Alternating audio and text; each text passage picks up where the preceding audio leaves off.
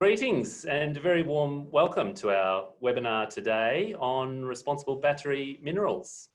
My name is Damien Giurco. I'm Deputy Director Engagement at the Institute for Sustainable Futures, University of Technology, Sydney, where over 100 talented research staff and PhD students are working to create change towards sustainable futures in partnership with government, industry and the community. And it's a great pleasure to be co-hosting this webinar with the Future Battery Industries Cooperative Research Centre, who are going from strength to strength in driving Australia's new battery industries and developing sustainable supply chains for battery materials. Again, welcome to those of you joining from across Australia and thinking especially of all in lockdown from Melbourne, including our research program leader, Joe Staines. To participants from Europe and Asia, we've had a great response to registration, and it's really heartening to see such interest in this topic. As we begin, I'm proud to acknowledge the Gadigal people of the Eora Nation, on whose ancestral lands the University of Technology Sydney stands, and pay respects to elders past, present and emerging, and acknowledge elders as traditional custodians of knowledge for country right across our continent.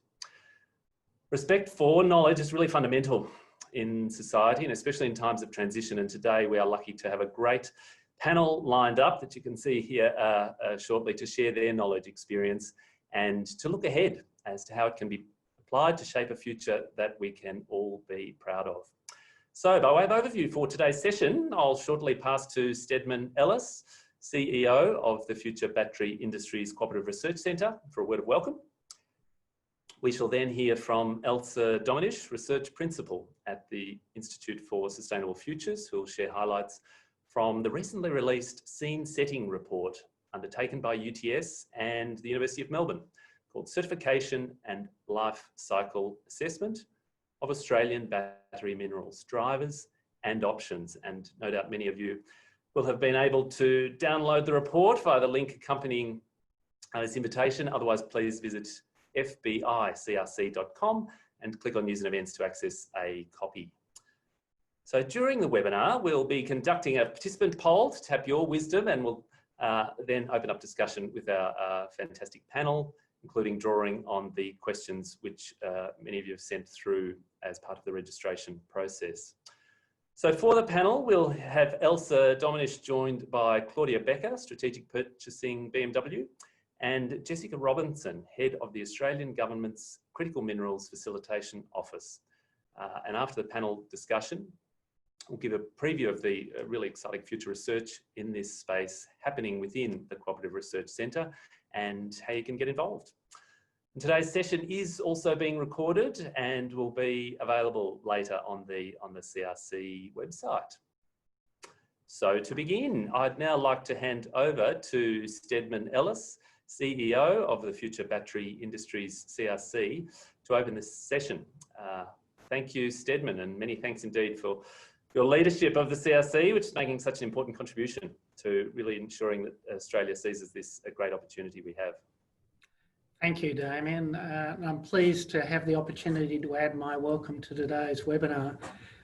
This is part of a series of scene-setting reports and online events that the Future Battery Industry Cooperative Research Centre has been releasing, which we hope will inform the shape and the scope of our 6-year research and development journey. For those of you who are new to our CRC, we were established last year to deliver research and development, skills and analysis to more than 50 partners across Australia in industry, government and research institutions. Our mission is to bring those partners together to fast-track opportunities for industry development and capture the potential for Australia to benefit from the profound shift towards electrification. We'll do this by solving the challenges identified by our partners, helping them leverage Australia's minerals advantage downstream and the benefits of battery deployment technology. Our aim is to create new jobs, companies, industries and technologies in Australia. Environmental leadership is an integral part of our mission. The CRC commissioned a scene-setting report on the potential to establish market advantage from social and environmental responsible Supplier battery minerals from Australia. It has informed, as Damien referred to, a larger study which has now been approved to be undertaken over the next few years to develop the tools and technologies needed by industry and policymakers. This includes an assessment of certification schemes and life cycle assessment requirements. Other related projects by the Cooperative Research Centre, which are under development, are focusing on demonstrating traceability across the supply chain and closing the loop with increased battery recycling in Australia. Taken together, these work streams are intended to help build a sustainable supply chain for battery materials in Australia. I'd now like to take the opportunity to introduce Elsa Dominish from UTS's Institute of Sustainable Futures. Elsa's expertise is in supply chain sustainability and the circular economy. She's researched responsible mineral sourcing for renewable energy for US-based NGO Earthworks and authored the sustainability evaluation of energy storage technologies for the Australian Council of Learned Academies. I'll hand over to Elsa. Thank you. Okay, thanks everyone for joining today. Before I present the key findings from our scene setting report, I'd like to acknowledge the contributions of the rest of the team, in particular Jay, Stephen and Damien, my colleagues at UTS, and Wen and Fajana from the University of Melbourne. I'd also like to thank all the interviewees who took part in our study for their time and insights, which have really informed this report, as well as our reviewers. So firstly, I'll give a short overview of the report and please find the full version online. So the overall purpose of the study was to inform the design of the broader CRC project. This was a short 5-month study which we focused on lithium, although the broader picture will focus on battery metals more generally.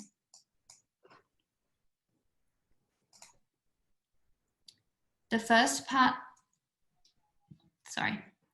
we had 3 key objectives.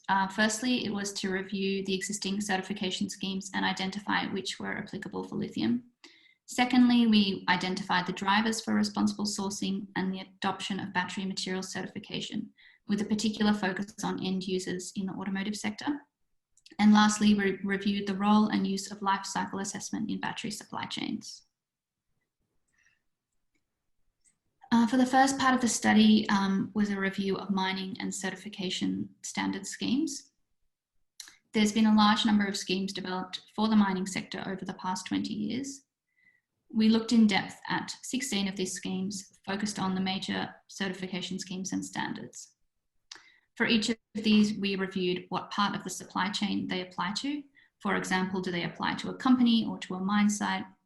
Their scope, for example, environmental or human rights issues, and also their governance structures. And then lastly, we looked at their applicability to lithium. We found that there are many more schemes which provide standards, but very few which provide certification. Of those we reviewed, we found 7 schemes which offer certification. However, most of these are for specific minerals, and there are only 2 that can apply to lithium currently. These are the Initiative for Responsible Mining Assurance, IRMA, and Certification of Raw Materials, CIRA. So looking in detail at these 2 schemes, firstly, IRMA, it's a global scheme based in the US, which certifies individual mine sites. The scheme was established in 2006, a draft standard was published in 2014, and a revised standard in 2018. The first certifications are now underway with approximately 15 mines. Key to the scheme is a multi-sectoral governance approach, which includes miners, purchasers, civil society, labour unions, and communities. The scheme also requires rigorous third-party assessment, but companies can also undertake a confidential self-assessment process prior to certification. And there are major global purchasers who are members of the scheme. And then secondly, CIRA is also a global scheme, but based in the EU. The major difference is that CIRA is planned to cover the entire supply chain through 4 standards. So looking from exploration, mining and processing, raw materials traceability, and also raw materials in end products. The scheme was established more recently in 2015, and the first certifications are planned for this year and next year. The governance of the scheme is still in development, with an association to be established this year. And it should require third-party assessment, but details are not yet available. So we really wanted to find out the perspectives of the industry on certification schemes and LCA. So we interviewed 15 stakeholders, including OEMs, industry associations, certification schemes, regulators, researchers, and NGOs. We asked a series of questions around battery material supply chains and the current challenges. We also asked questions around the importance of sustainability considerations for lithium and the battery supply chain, including what aspects of sustainability are most important, what the main drivers for certification are, how certification might affect a choice of supplier, if there might be regulatory requirements. And we also asked interviewees their perspectives on individual certification schemes, what they felt that they should cover, and their governance as well. Lastly, we asked their perspectives on life cycle assessment and how that could be used for decision making. So I'll share some of the key insights from our stakeholders. So firstly, in terms of scope, stakeholders generally felt that the mine site is where the most significant issues might occur. They felt that certification does cover most purchaser needs for responsible sourcing. Value chain certification can be excellent. However, most interviewees felt that the mine site still needs to be certified within that as the point of where the most issues occur. In terms of governance, stakeholders felt that the governance is key for credibility. Ideally, it should be multi-stakeholder, including civil society. It has to be independent and have third-party verification. It also must be transparent. And several stakeholders mentioned the ICL codes of good practice as a good framework. And the ICL codes are kind of a standard on how you set sustainability standards. We also asked stakeholders, are there different perspectives on what is important in terms of sustainability in the EV and battery supply chains? So most interviewees felt that sustainability was important. Human rights was ranked the #1 consideration. Companies felt this was a red line issue, that they could not accept any human rights abuses in the supply chain. And carbon emissions was the second most highest ranked. Our colleagues from Melbourne University, for the second part of the study, took a review of life cycle assessment studies. They reviewed more than 150 battery LCA studies, and around 73 of these were focused on lithium-ion batteries for electric vehicles. Overall, they found that there is a lack of Australian-specific studies. There's a lack of quality data, especially for Australian mining and resources, and also a lack of comparison among different material sources.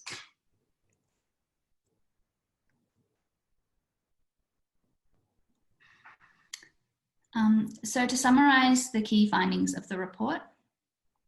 So firstly, these are based on stakeholder insights. Stakeholders felt that certification is an important component of trust building with end users. Of the two major applicable certification schemes, IRMA and CIRA, IRMA is currently far further developed and currently offers the most credible assurance of materials. There is a need to sort of map requirements of current regulatory systems and the industry landscape to assist implementation of certification. And lastly, there's a need for deeper engagement with industry on the advantages and also the process of certification. In terms of life cycle assessment, we also asked interviewees their perspectives. So some of the key findings across those perspectives and our review were that LCA can be very useful to identify processing hotspots and improve industry performance. It's also useful to compare production methods, for example, brine versus hard rock lithium, particularly looking at carbon emissions. However, there isn't Australian data available to be able to do that comparison well. We also found that LCA is very useful in supporting design for a circular economy, particularly in comparing virgin and recycled sources of materials. LCA is likely to be needed for certification of the entire value chain, or for example, certifying a product, but it's less used for certifying a mine site. And there's a couple of examples. In the EU, LCA is on the radar for use in eco-labelling and also the EU raw materials scorecard. It's also used in environmental product declarations. But overall, the conclusion for LCA is that some standardized LCA data sets for lithium would enable that comparison with that, because we don't currently have that data. As a general comment, based on the perspectives of our stakeholders, we felt that some capacity building would be required within Australia for both certification and LCA to enable further adoption. Also, I'll leave it there. Thank you very much. Thank you, Elsa, and again, well done to you and the whole team at UTS and the University of Melbourne. And certainly know the team would be happy to follow up. Contact details available at the end of the webinar. Well, it's now my great pleasure to begin our panel session, and we're very lucky today to be joined today by Claudia Becker, who works in strategic purchasing at BMW, and Jessica Robinson, as I said earlier, the head of the Australian Government's Critical Minerals Facilitation Office. Claudia and Jessica, welcome. So Claudia, if I turn to you first, tell us about your work at BMW and thoughts on the report. Thank you, Damien. For the opportunity to speak today. I'm working at BMW's sustainability team in our purchasing department, and our work is centered around due diligence. So do our suppliers comply with our sustainability requirements? And therefore, we have introduced a comprehensive sustainability process that already starts in the tendering phase. And I would really like to highlight this here, because the tendering phase, that's the phase when suppliers most attentively listen to you. And also for clarification, I would like to say that if I'm talking about suppliers, our majority, of course, are part suppliers, and there are very few raw materials that we are purchasing directly, but lithium and cobalt are two examples of those exemptions. So this already shows we do have a comprehensive sustainability strategy at the BMW Group for battery raw materials, which is important looking at our electrification roadmap. We plan to have 25 electrified vehicles by 2023, out of which 13 will be fully electric. So coming to the report, of course, congratulations to the UTS team for this report. As BMW Group, we gathered experience with certification initiatives in the past, since I think more than 10 years, or around 10 stewardship initiative. We have been in the board of management, also the responsible steel initiative. So those two initiatives that are covering the two raw materials that we're using most to produce a car. But of course, there are various other raw materials that a vehicle is built of, and therefore it's of course also for us, I think we undertook the same task that you did, looking at lithium, which standard is the best one fitting there. We did this for the raw materials that a vehicle is constructed of, so a lot of more different raw materials. But our BMW analysis of this very complex standard landscape resulted in joining IRMA at the end of last year. And I'll get to the reasons for that later on. But of course, looking at your report and having the finding of IRMA and CIRA, while IRMA is the standard that is already available, your report makes me feel like we took the right decision here. So therefore, congratulations, and yeah, looking forward to the discussion. Fantastic, Claudia, thank you. And Jessica, excitingly, the Critical Minerals Facilitation Office was established, well, less than 12 months ago now, but is already so active in many important areas. Tell us a bit more about your focus. Thanks, Damien. Yes, established on the 2nd of January this year. And a part of our role is to try and coordinate and align efforts across all levels of government and industry to try and seize opportunities for Australia to grow our critical minerals potential. Obviously, our government, like many, are concerned around the need to have secure, reliable and diverse sources of supply. Australia has huge potential to play into that space, and we think huge potential to go further downstream and value add our natural resources. So the role of the office is sort of threefold. One, to help develop Australia's potential. Secondly, to work with international counterparts to try and get the right demand signals in place to support new sources of supply come online, particularly in that downstream stage. And then the third thing we're doing is working with international counterparts too around ensuring there's a level playing field, good governance and transparency of these key important supply chains. So I guess our interest in the report and the work of the Future Battery CRC is around how we develop Australia's supply potential, and the report itself really important for policymakers like my office to understand what are the various initiatives and measures that we can put in place that give our companies the best opportunity for market access and to continue Australia's reputation as a leading resource producer. So very interested in the report. Very good to see some of the analysis around the ways we might be able to support our sector get that market access through leveraging, I guess, what we see as high compliance with standards around environments, ethical, sustainable practices, and how we make that into a market opportunity through things like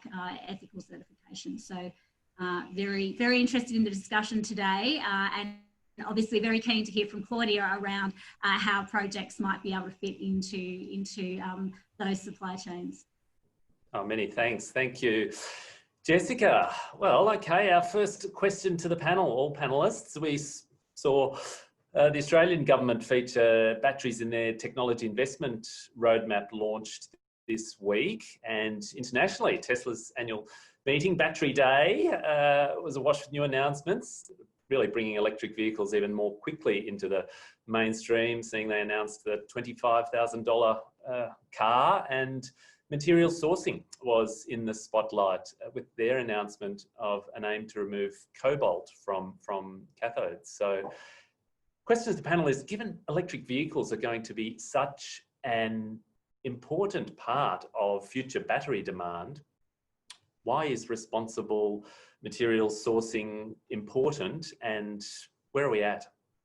If I start here, Damien, I don't think that we need to discuss the why. I mean, electric vehicles shall be an environmentally friendly transportation mode, and therefore, of course, they must respect human rights and, of course, meet environmental standards. Where is it at? Let me say that the complexity of mineral supply chains is a huge challenge. And I was in a webinar yesterday where we discussed, is the term supply chain still valid, or should we call it, due to the complexity, supplier network, supplier web? And there's such a big number of supply chain tier levels from mine to car. For cobalt, we identified up to 7-8 tier levels. And there are so many industries and also production processing countries involved.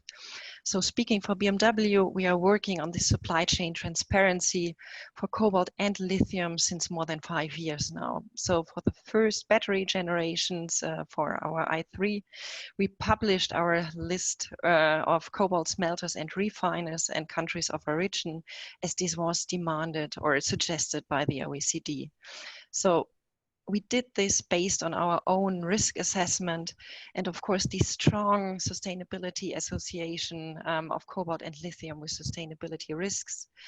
just naming child labor here, unsafe working conditions, but also for lithium water use conflicts, and then couple this with our future high demand for those two raw materials.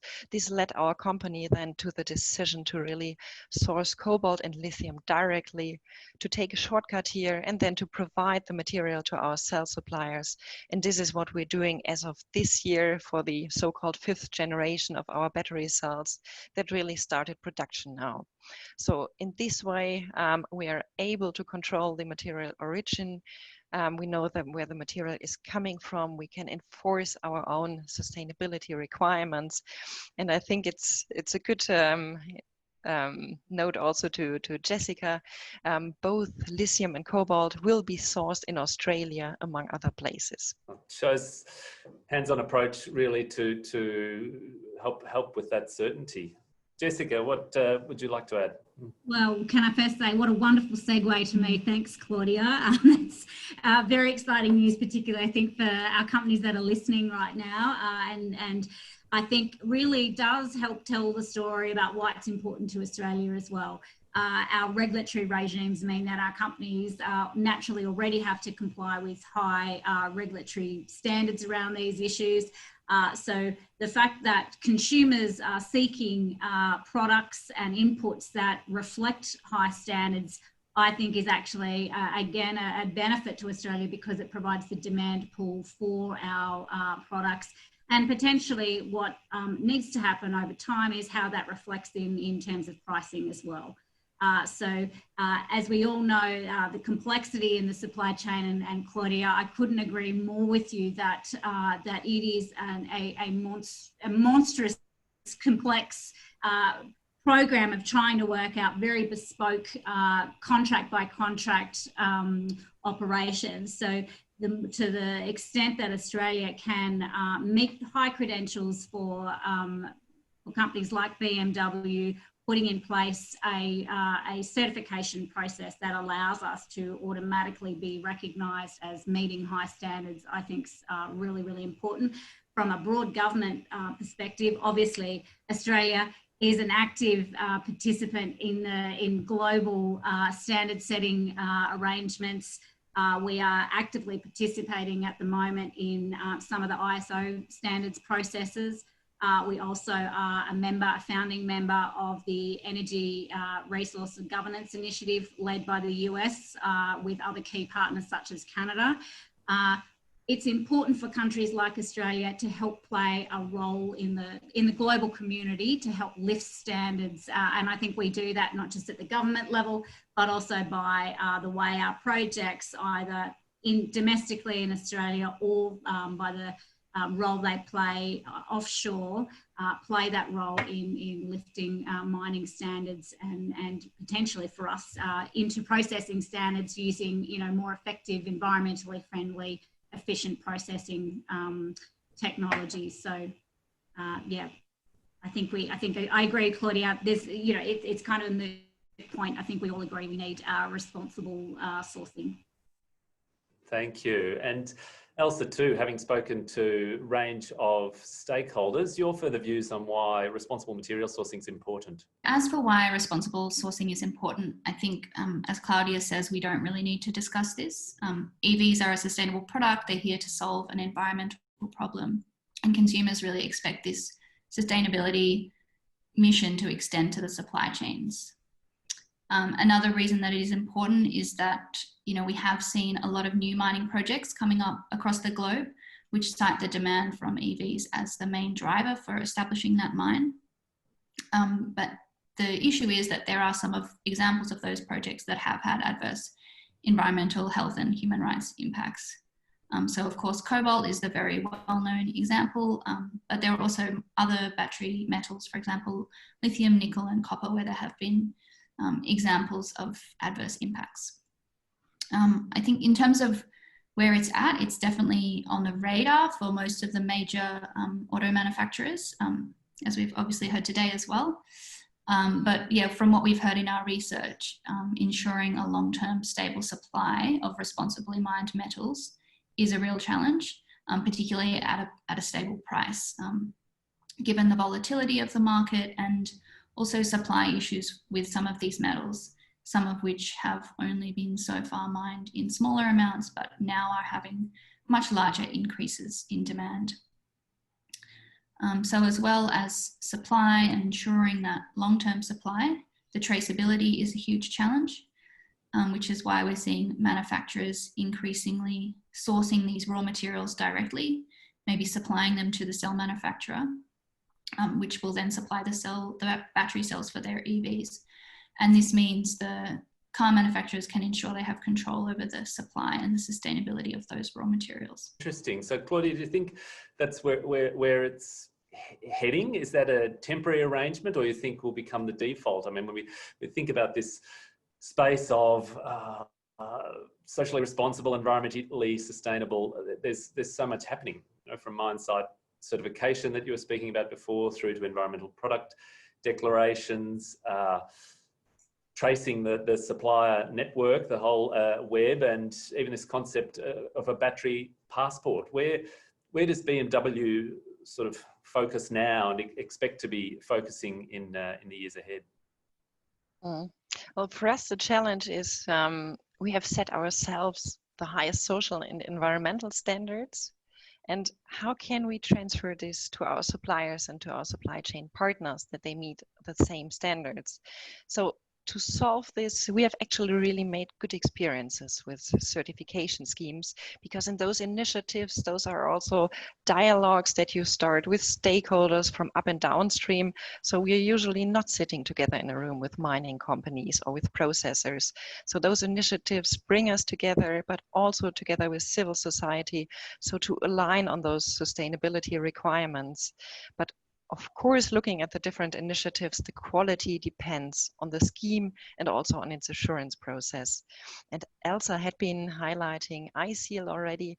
This is something for us as the BMW Group, ISEAL like being the standard of standards, providing a guidance on how to define sustainability initiatives and standards that covers issues such as the governance of the scheme, but also the stakeholder engagement that is very critical to BMW.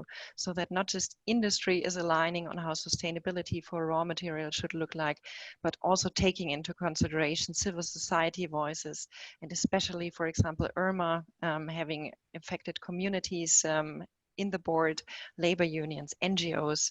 And then, of course, a third criterion for us, key criterion, the content, so the completeness of topics that are covered by those certification schemes, not just environmental, also social and governance topics. We relied on, for example, comparative studies such as the International Institute for Sustainable Development that are available online and that did compare those different standard schemes already in regards to their content. So for us, again, the decision was that IRMA is the most comprehensive certification scheme that also fulfills our requirements, that is multi-mineral applicable, also globally applicable, and therefore, is a good instrument for us. And let me say, of course, there are other standard schemes that address more the choke points, for example, the Responsible Mineral Initiative with their smelter and refiner standard for the 3TGs, for cobalt as well, so that you don't have to like certify each and every knot in this complex supplier network, but that you focus on the choke points first, and then maybe full supply chain transparency could become a topic for the future, but not the near future. And as the report is also dealing with LCA, let me just give a short side note. Of course, carbon footprints are a big topic at the BMW Group. We will introduce a supplier carbon footprint as new decision criterion in our tendering process. So this is really will be new in the near future, and therefore, of course, LCAs and data availability on raw material extraction and processing would provide much needed data for us calculating this footprint, but of course also measuring our targets for CO2 reduction for our own production, but also for our supply chain. And just thinking by way of quick follow-up, you've mentioned BMW involvement already in responsible steel and aluminium, and now attention you're paying to lithium and cobalt. Do you see this commodity by commodity being the way forward in the next little while, or something that's more integrative at the systems level? I mean, others might be able to comment too. What's your view? Well, frankly speaking, I mean, we are having a team of, well, we're 10 at purchasing, so there are more than 18 raw materials that we will focus on in the next years, but still there are many more raw materials we're having in the vehicle. We cannot join an initiative for each and every raw material because that's time consuming. So can we take any shortcuts? And we saw IRMA as the potential to cover a wider range of raw materials, just to handle this really complex or this huge landscape of initiatives. And I mean, you've highlighted the battery passport, the GBA. That's just one initiative out of, I don't know, hundreds that are dealing with raw material sustainability.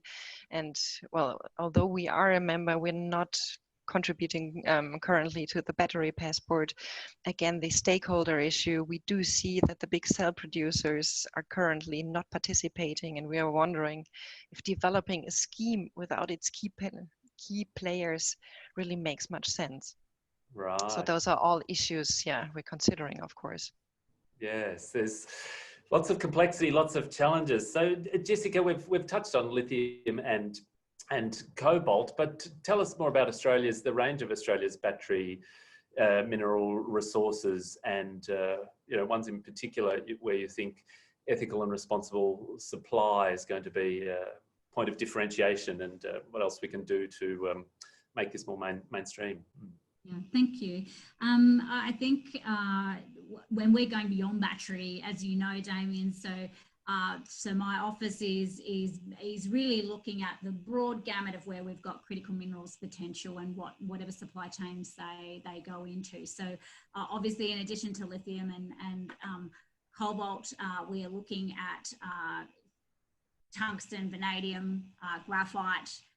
Many minerals I think that we could throw in there, but ultimately I think the same point Claudia's raising applies on the supply side too, that we need to manage the complexities of these regulatory regimes, the multiple layers of regulation, both domestically and then internationally, and then ultimately the certification processes on top of that. So the role of government here and I guess the role we're playing in contributing to the future batteries industry work is to have that analysis done, help contribute to lowering the time and effort that individual projects have to take to examine all of those complex webs of regulation and standardization, to give them a bit of a fighting chance. As we know, particularly in the critical minerals sector, it's often junior miners. They're working passionately at developing their mining projects, and nowadays looking obviously at those downstream processing opportunities.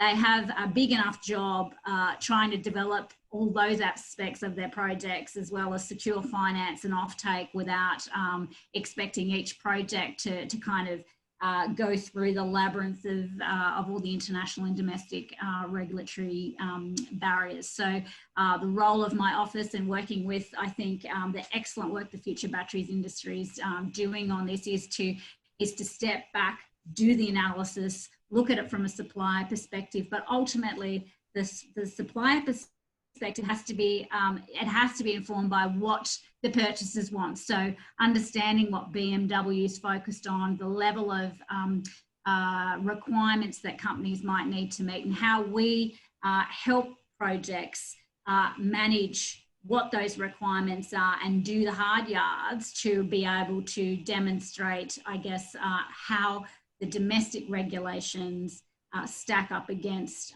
some of those procurement requirements, so that we're not asking each project to do that by themselves. So that's why at the national level, we have asked resource ministers from each jurisdiction and the Commonwealth Resource Minister to sign off on a national roadmap. One of the key initiatives of that roadmap is to look at certification schemes from the perspective of not putting in place a new regulatory framework, but looking at equivalence and how we demonstrate that the Australian projects' regulatory requirements meet or are equivalent to some of the requirements in these certification schemes. So that's a key priority, and that's where I guess we're working with you on the battery side of it, but ultimately what we will be looking to do is spread that out across the range of critical minerals that Australia has huge resource potential in, to kind of really maximise that, and to the extent possible look at that hub and precinct activity and how certification frameworks help drive an ecosystem approach for Australian projects.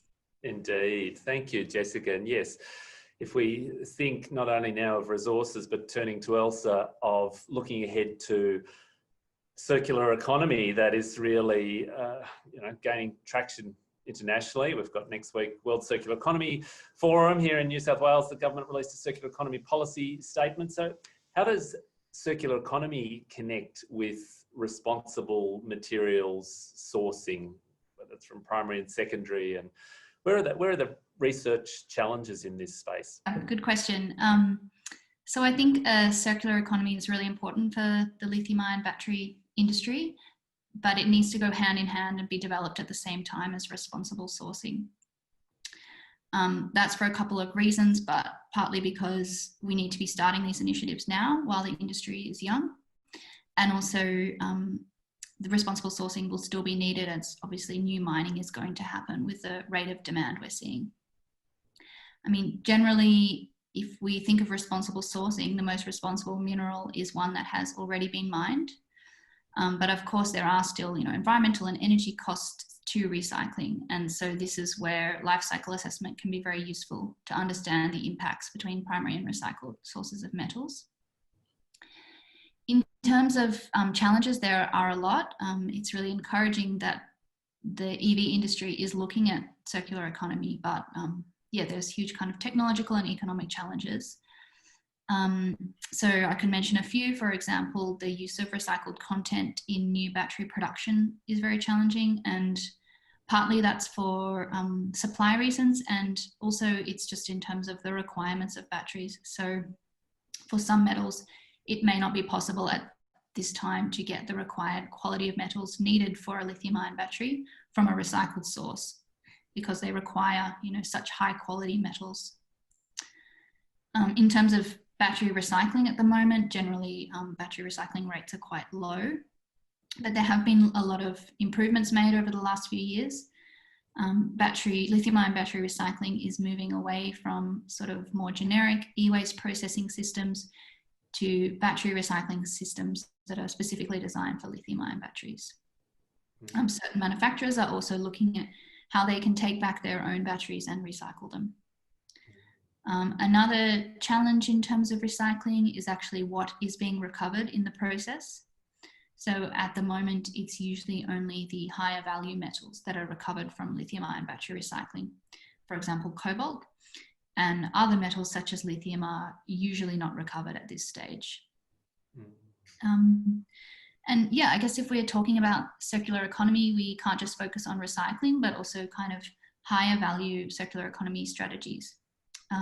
There are some really exciting new initiatives being developed, such as the reuse of EV batteries for stationary storage or for grid services. But there's technological challenges to this, just to do with the variety of battery systems and also the battery management. The battery management systems are different in each type of chemistry and each brand. Some EV OEMs are also looking into refurbishment of EV batteries to then be sold and used in a new EV. But this is still a little bit of a way off. And the last thing I'd like to add in terms of circular economy, I mean, we can focus on batteries at end of life, but it's actually really important to think about how we're optimizing the use of batteries during their current life. So for example, a battery in an EV might be sitting there idle most of the time unless it's on the road, and the battery is just unused at that period. So we can increase the use of it through ideas such as car sharing, and also through integrating EV batteries with the grid for energy storage reasons. Great. All right. So thanks to our panelists. We're going to turn now, before we hear a little bit more from them, to each of you, and bring up a poll question. So Jenny, I think we'll be able to get that one going for us. And looking ahead 5 years, choose one response. Do you think responsible material suppliers into electric vehicle batteries will not be so common, or will they receive a price premium? Not receive a price premium, but still be, reasonably common, or will they not so much receive a price premium, but have much better market access? Or is it just going to be default industry practice that is expected in 5 years' time? We can see, looking back over the last 5 months, at how quickly in some circumstances norms and expectations can really change. So not receive a price premium, but will have better market access. Then others, thinking yes, a price premium, or B, default. So over to the panel. Is that a surprise? Is that what you were thinking? I think it's interesting how this is going to play out. I think even if ultimately there's not a price premium over the long run, ultimately for producers that have to meet higher environmental standards, operating standards at the moment, that obviously brings some cost. Once there's a more level playing field, ultimately others will have to increase the cost of production, and so that will ultimately probably level it out. But in the short term, something's going to have to give to take the focus off low cost, which is not ultimately, in some cases, meeting the high credentials around environment and sustainability. The two things at the moment are not completely lined up. So something's going to have to give. And I think that's the work of policymakers to some extent, as well as the market, to help drive that alignment and work for countries like Australia with European, UK, Korean governments to help make sure that if it's not a price premium, that there's some other mechanism that drives the demand, because as we can see, there's a lot of consumer appetite for it, but it's still not driving the investment and offtake to support sources of supply that ultimately can meet some of those high credentials. So that's something we'll have to give at some point. Yes, thanks, Jessica. Claudia, what do you think? And tell us a little bit more about costs, or how you see it playing out. Well, talking about costs, if we look at the consumer side first, if we ask our consumers, and we did this, are they willing to pay more for ethically sourced raw materials? We do get the answer no. But what's the reason behind? If you purchase a premium vehicle, you do expect that the raw materials are, of course, already purchased responsibly. So that's the reason behind. And well, if we are looking at, for example, our direct procurement for cobalt and lithium, of course, we did a pre-selection of possible providers. And well, price was, of course, a critical decision criteria. But as I said, sustainability, quality, also security of supply have played a major role in there. And I'm sure we didn't decide just for the cheapest source, but for those that met all those criteria. And as said, we're sourcing both lithium and cobalt also from Australia. If we're looking towards IRMA, of course, it's an incentive for us if a mine is certified according to IRMA for a long-term partnership. We gave out the message, and we're starting into discussions with mining companies that we want to increase the content of IRMA certified materials in our raw material supply chains over the next years. And that's definitely, we hope an incentive there to undergo those certification schemes.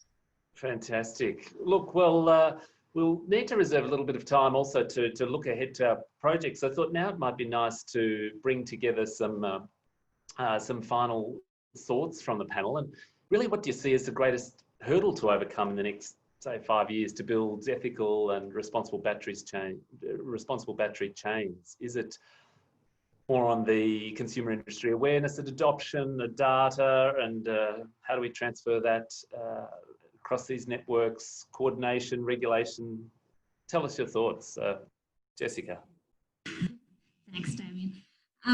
Look, I think it goes back to some of the points we've just raised. That transition between, how do we help drive the offtake and investment in projects that ultimately are able to demonstrate those high standards of production.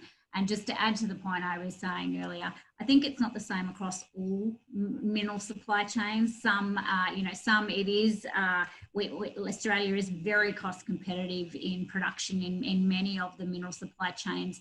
Some of the things around rare earths, for example, which I know we're not really talking about for batteries, that's where you start to see some complexity because of the more efficient, the more environmentally friendly processing that's required for those types of elements. So I think it is a little bit horses on some of the minerals, but definitely from where the policy position is, it's for Australian projects in particular, it's being able to demonstrate really clearly. So it's a no-brainer purchasing choice for EU markets and other markets that those credentials around sustainability, environmentally friendly, carbon footprint, that's translating through into not just feel good, but actually through into the investment and offtake required to help develop these mines and downstream processing facilities. I think that's the challenge that we all struggle with, I think, industry and government in terms of breaking that bind. That's really important, yes. Elsa, briefly, what do you see as the greatest hurdle we need to overcome to succeed? First would be in terms of just currently matching supply and demand. So there is that demand for responsibly sourced metals, but yeah, just that timing thing is really challenging at the moment, and the amount of supply that's required. Also, certification can be quite resource intensive, and that can be a challenge for the industry to ramp up quickly. And just one other little thing, I think there's a big challenge about how we manage the issue of supply from countries that do have a poor track record, in a way that we can potentially continue to get supply from those countries or shift away, but do it in a way that doesn't lead to further adverse impacts on those countries and communities. Thank you. Claudia, do you agree? What else do you see as some of the challenges, and how are we going about, or might we go about overcoming them?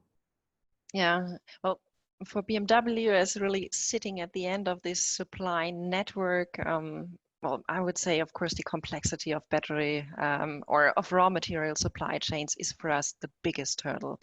There are initiatives ongoing, such as, well, the German supply chain transparency legislation that will be launched still this year. So there are pathways directing us in this, in this sense, but as we experience the network to being that complex, spanning around the world with that many countries involved, transparency and, well, information sharing through this network, how can we achieve this? With cobalt and lithium, direct sourcing, those are really exemptions. And if we look at the broad scope of other raw materials, like how can we really make sure that certification and LCA will be enablers to contribute to this data availability, and also need for consistent application of standard schemes so that we are able as end consumer to compare apples to apples and not apples to pears.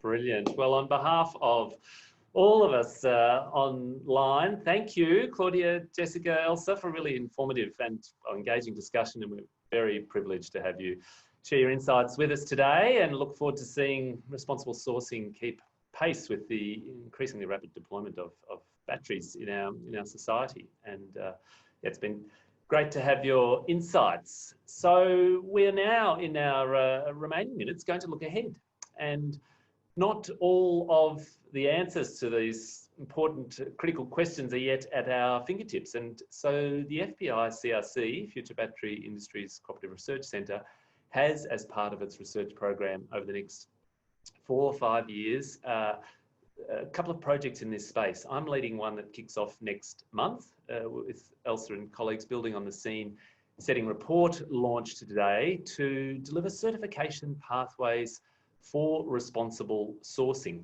that is aligned with international best practice. It's going to also assemble Australian battery industry data sets and data management frameworks that will help then deliver an integrated life cycle oriented model for thinking about responsible sourcing into a circular economy. And it's not only looking ahead down that network of supply chains, but there are, with that knowledge, improvements that can be made on ground, in mines, to benchmark and improve social and environmental performance, carbon footprinting, battery materials and byproducts, and really build that capability across the ecosystem that is going to help mainstream the uptake of responsible sourcing and underpin future competitiveness. So with this webinar recording that we'll send a copy of, we can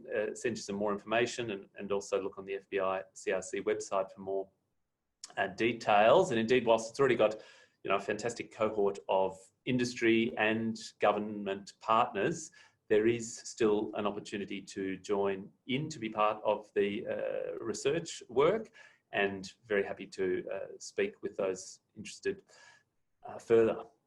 So in addition to the focus on certification, on building the evidence base through life cycle assessment, through better data sets, there's a companion project really on how do we have that data flow across the network, so the supply chain traceability and the provenance to authenticate the origin of some of these ores to Australia. So this companion project is championed by Proc Vasiljev at Curtin University, providing the digital infrastructure for a transparent battery supply chain, communication about sustainability claims and verifying that material sourcing through chemical fingerprinting. So lots of collaborative research on the horizon, and really great to have FBICRC working with Australian and international partners to lead the transition to a battery-powered future. So thank you very much for joining today. Do look out for the recording and further project information on the FBICRC website. Put on screen some contact details, and if you're interested in partnering to create change, please do be in touch. And again, thank you for joining, and indeed look out for the next FBICRC webinar.